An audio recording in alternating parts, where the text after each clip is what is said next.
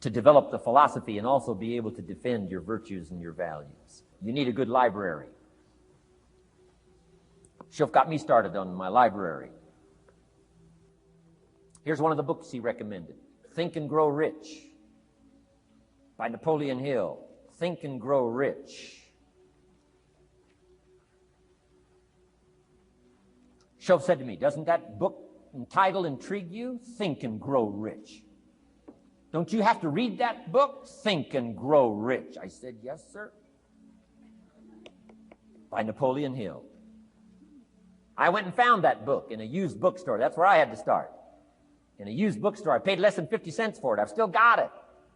It's one of the rare hardback covers. Think and Grow Rich by Napoleon Hill. Wow, Shof was right. Get a library started. It'll change your life. Any home over $200,000 has got a library. Why do you suppose that is? Wouldn't that make you curious? How come every home over $200,000 has got a library? Does that tell you something? Does that educate you at all? You say, well, I can't afford a $200,000 home. It doesn't matter what size home. Take your present apartment, clean out a closet, call it your library, and start acting intelligent. And start this process like I did. Start developing a library.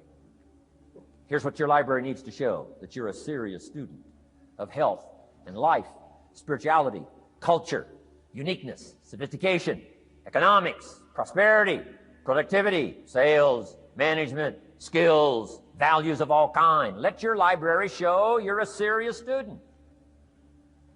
Don't be casual in learning. Don't be lazy in learning. Information is the key. Okay. Learning is the beginning of wealth. Learning is the beginning of health. Learning is the beginning of prosperity. Learning is the beginning of democracy, the beginning of freedom. All values, all virtues start with the learning process. So don't be lazy in learning. Don't be lazy in gathering the library that'll teach you and instruct you. And I got that book, Think and Grow Rich. Some of the ideas in that book inspired me no end, helped me to change my life. Now, it's got some weird stuff in it. You know, it's got some weird stuff. Napoleon was weird, so you gotta separate out a little of this weird stuff. But you can do that. You can separate out the weird stuff, okay? Unless you're weird, just do the weird stuff. Anyway, remember, don't be a follower, be a student. That's the key to all books. Don't be a follower, be a student. Okay. Another book he recommended. Help Me Become Financially Independent. We're going to cover that before we finish this afternoon. The book was entitled The Richest Man in Babylon. The Richest Man in Babylon by George Clason, C-L-A-S-O-N. This little book, The Richest Man in Babylon, I use it as a textbook, teaching teenagers how to be rich by 40, living in America. 35 if you're extra bright. Much sooner if you find a unique opportunity. I got rich by the time I was 31, didn't wait till 35. If you find a unique opportunity. So we'll get into that after we come back from our next break. Richest Man in Babylon. Get your library started. Here are some key sections to put in your library called mental food. In fact, we call it food for thought. It's so important to nourish the mind, not just the body, but nourish the mind. Key phrase. Now it needs to be well balanced. You can't live on mental candy. Somebody says, well, I just read this positive stuff. That's too second grade. You've got to get out of second grade. You can't just be inspired. You've got to be taught. You can't just be inspired. You've got to be educated. Key. Here's a good book. It's called How to Read a Book. Good title. How to Read a Book by Mortimer Adler. In this book, How to Read a Book, Mortimer, you know, is the chief editor of the new Encyclopedia Britannica. A good set of books, right, to have in your library. The Encyclopedia Britannica, chief editor. Mortimer Adler, he's in his 80s. He's still active, still writing books. I've got several of his books. The 6 Great Ideas, a lot of books. Mortimer Adler. But he wrote this book, How to Read a Book. Now, in this book, How to Read a Book, not only does he give you some good suggestions on how to get the most out of a book. It's one thing to read it. It's another thing to get the best out of it. He'll give you some techniques on how to get the best out of a book. It's very good. But here's what's also in his book, How to Read a Book, a list of what he calls the best writings ever written. The best writings ever written. I've used it as a centerpiece for my library. So I'm just asking you, take a look. If it suits you, fine. If it doesn't suit you, hey, keep looking till you find something to suit you. But well balanced. Let me give you some of that balance. Number 1, history. We've all got to have a sense of history. American history, national history, international history, family history, political history. We all need a sense of history. Shortest history lesson. Opportunity mixed with difficulty. No matter how far back you go, 1,000 years ago, 2,000 years ago, 3,000, 4,000 years ago, I'm telling you, it all reads the same. Once you understand the thread that it isn't going to change, then what's going to change for my life? Answer, looks like I'm going to have to change. History helps us to understand how it is, what there is to work with, seed, soil, sunshine, rain, and what human beings have done with it in the past. And how many of them have, like I did by age 25, they have messed up. That's what history's for. Be a good student of history. Here's a good book, Lessons of History by Durant. Lessons of History by Durant.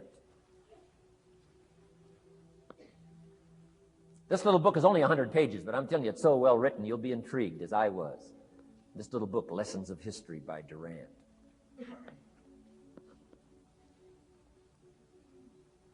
Next is philosophy. Durant also wrote a good book on philosophy. The Story of Philosophy. It's got a good rundown of the key philosophers of the last several hundred years, what they taught and some of the lives they lived. You might find it a little difficult, but hey, you can't just read the easy stuff.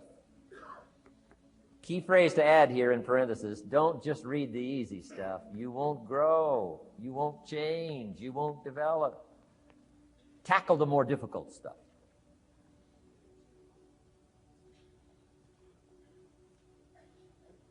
Next, novels.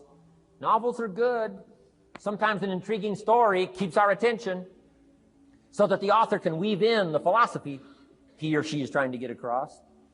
Ayn Rand was probably better at that than anybody else I could possibly think of. Atlas Shrugged, some of those towering novels. The novel kept us intrigued, but guess what she was doing all the time? Feeding us her philosophy, feeding us her philosophy. Now, whether you agreed with her philosophy or not, you had to admit she was really good at getting it out there, weaving it through the story, in the dialogue and in the speeches and in the text. Fabulous. Novels. Novels are good. Now, here's a little personal advice. Skip the trash. And, you know. Someone says, well, sometimes you can find something valuable in a trashy novel. I wouldn't go through it to find it. You can find a crust of bread in a garbage can, but I wouldn't go through it. Number one, you don't need the reputation. So, not enough time to read the brilliant stuff, the good stuff. Skip the trash, really. My personal advice on personal development, becoming more valuable than you are. Next is biographies and autobiographies, the stories of successful people, unsuccessful people. There's some dramatic stuff, right? Over the last 100 years, it's been written, biographies and autobiographies. Here's one of the best, the Bible. The Bible is a unique book because it's got a list of human stories on one side of the ledger, another list of human stories on the other side of the ledger. One's called examples, and the other's called warnings. And here's what we've got to have on biographies and autobiographies, both warnings and examples. In the Bible, the examples. The Bible says, look at these people's lives, follow them. Follow their philosophy, follow their advice. Then we got the warnings, right? Don't do what these people did. They messed up their life and threw their life away. Vitally important, both sides of the scenario. Now, if your life story ever gets in one of those books, make sure they use it as an example, not a warning.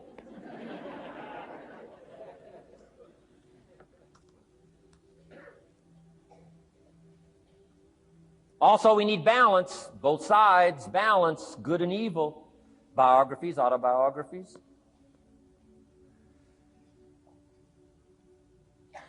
You need a book on Gandhi. You need a book on Hitler.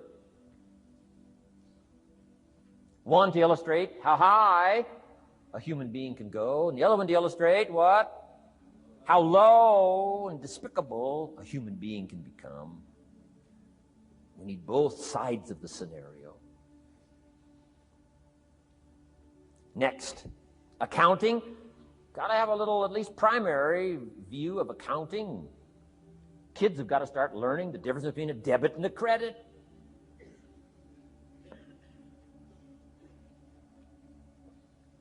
Next is law. We all need, right, a little bit. You don't have to be a lawyer, but you got to know contracts, what to sign, what not to sign, backups, good advice, how to be safe rather than sorry. All of us need a little law, not a lawyer, but a little law, especially these complicated days. Everything's in court these days. I learned this the hard way. Company wanted to borrow money a long time ago. Up in Canada. Company wanted to borrow some money. The bank said, well, yes, we will loan the company the money if Mr. Rohn will sign personally. And I wanted to play hero, and I knew the company could pay it back. $250,000. So I signed. No problem.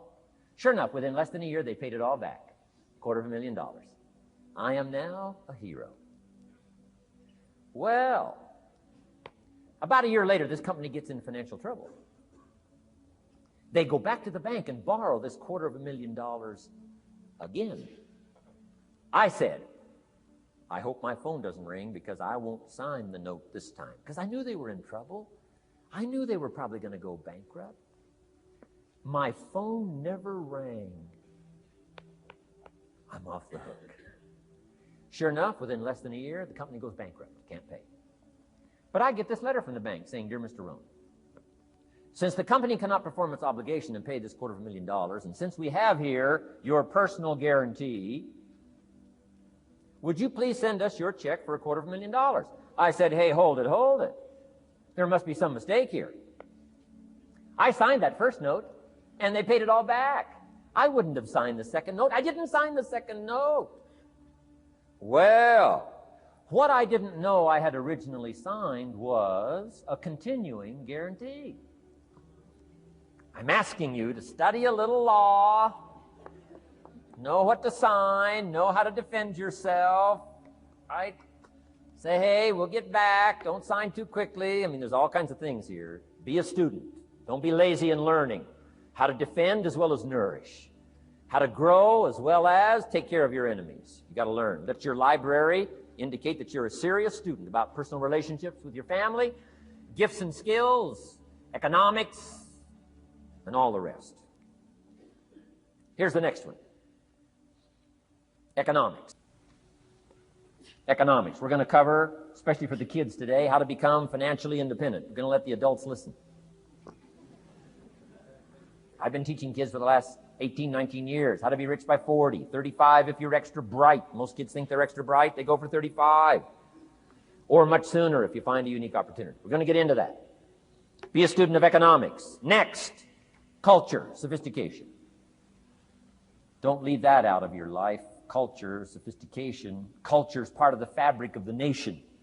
Culture is what makes us different than dogs and animals. Culture is what makes us different from the barbarians. Culture, sophistication.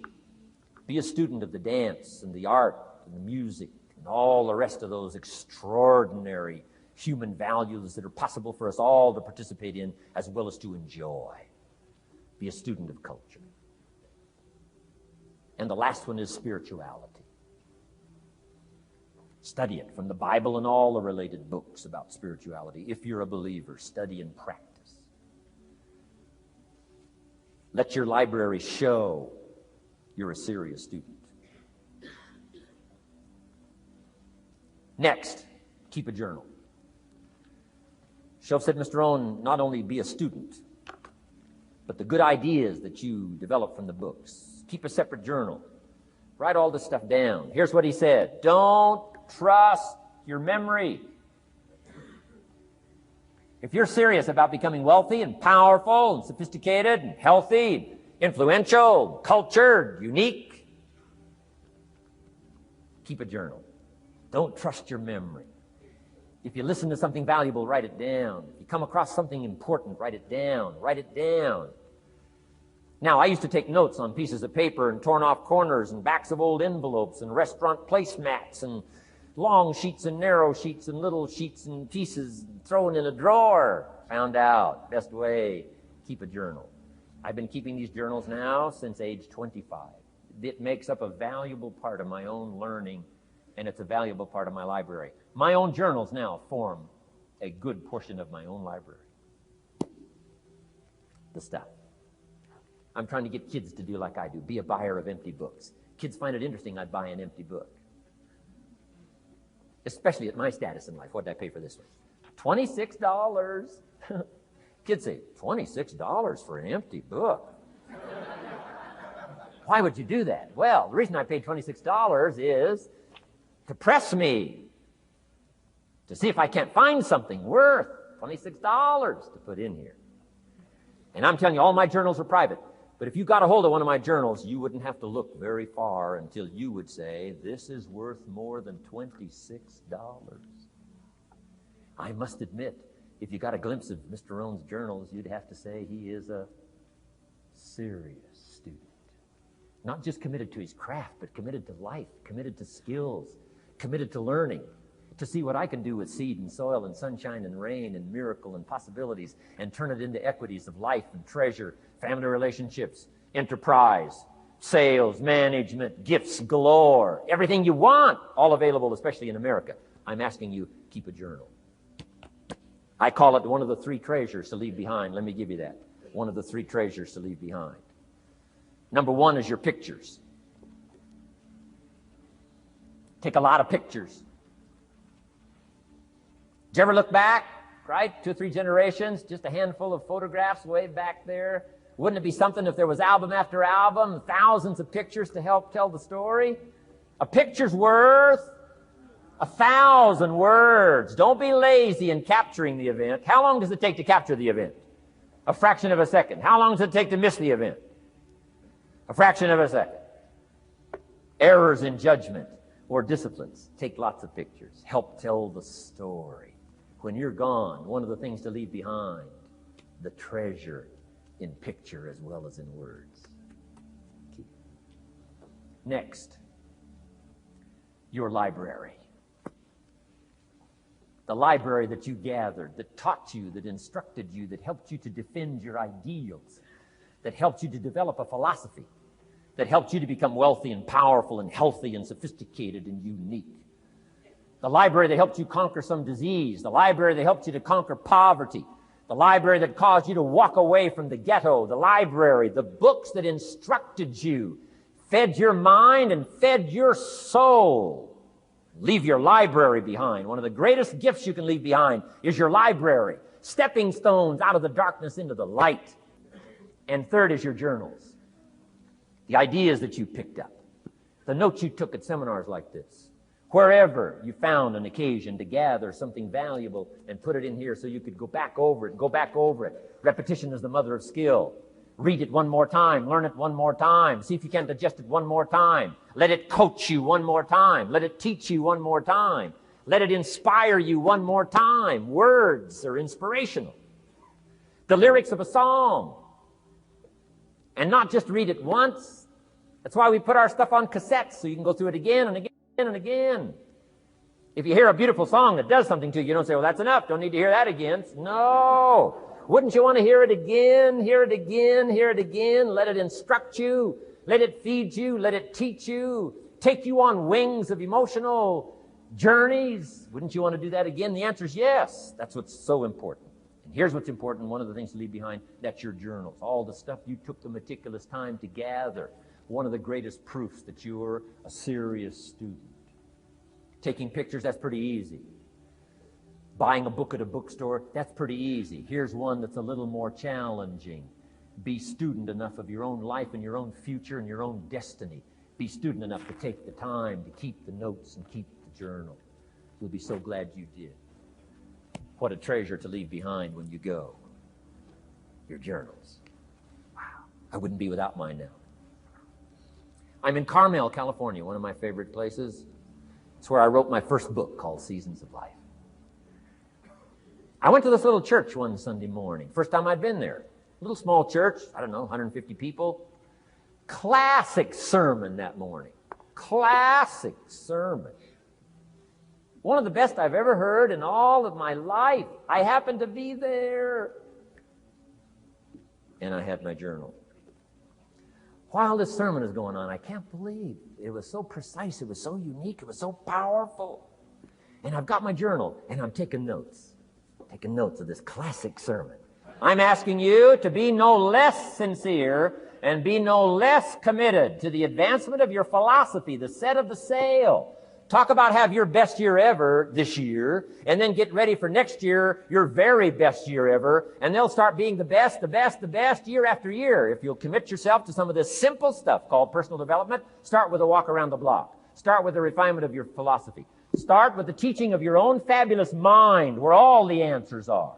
I can only give you a few answers from my own experience. The rest of all the magical answers are within the confines of your own mind, but it takes the books, takes the cassettes, takes the videos, personal conversation, sermons, lyrics from songs, dialogue from the movie. Let your heart be stirred by words. Find ways to capture.